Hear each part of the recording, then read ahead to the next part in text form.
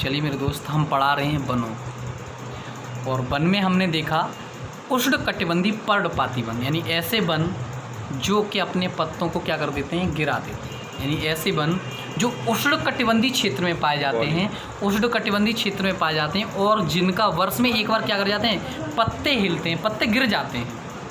तो मेरे दोस्त, यहाँ से मुझे एक चीज़ याद आती है, कुछ लाइनें याद आती हैं। वो लाइन है कि वर्तिका जलकर किरण का ह्रास बनती है, वर्तिका जलकर किरण का हास बनती है, पतझड़ के बाद ऋतु मधुमास बनती है। हर पतझड़ के बाद ऋतु मधुमास बनती है। ए मेरे दोस्त, ज़िंदगी में मेहनत कर इतनी, ए मेरे दोस्त, ज़िंदगी में मेहनत कर इतनी, क्योंकि मेहनतों से ज़िंदगी इतिहास बनती है, क्योंकि मेहनतों से ज़िंदगी इतिहास बनती है। चलिए मैं बताना चाहूँगा इस चीज़ को लेकर के कि आखिर ज़िंदगी में एक ऐसा मौसम आता है, एक ऐसा दिन आता है, एक ऐसा समय आता है कि इंसान बिल्कुल अपने आप को पतझड़ की मौसम की तरह महसूस करने लगता है।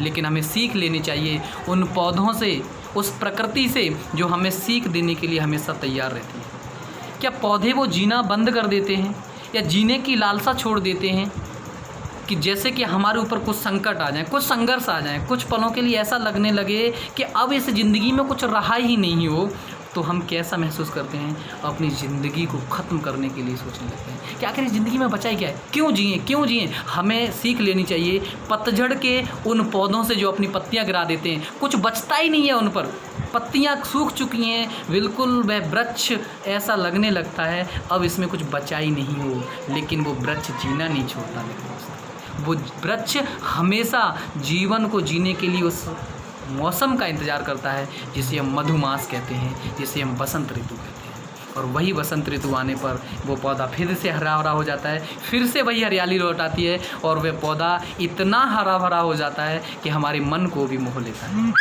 हमें सीख लेनी चाहिए यहाँ से, हमें समझ लेना चाहिए कि ज़िंदगी में कष्ट बिल्कुल स्थायी नहीं है, ज़िंदगी में संघर्ष स्थायी नहीं है। मेरे दोस्त, आप इस बात को ध्यान रख लेना, ज़िंदगी में अगर संघर्ष आए हैं तो कुछ पलों के लिए हैं, कुछ पलों के लिए, बस हमें कुछ पलों का इंतज़ार करना चाहिए। हमें अच्छे समय आने का, यानी हमें कष्टों को निकल जाने का हमें इंतज़ार करना चाहिए। हमें चेहरे पर एक मुस्कुराहट अवश्य रखनी चाहिए, हमें जीने की लालसा नहीं त्याग देनी चाहिए।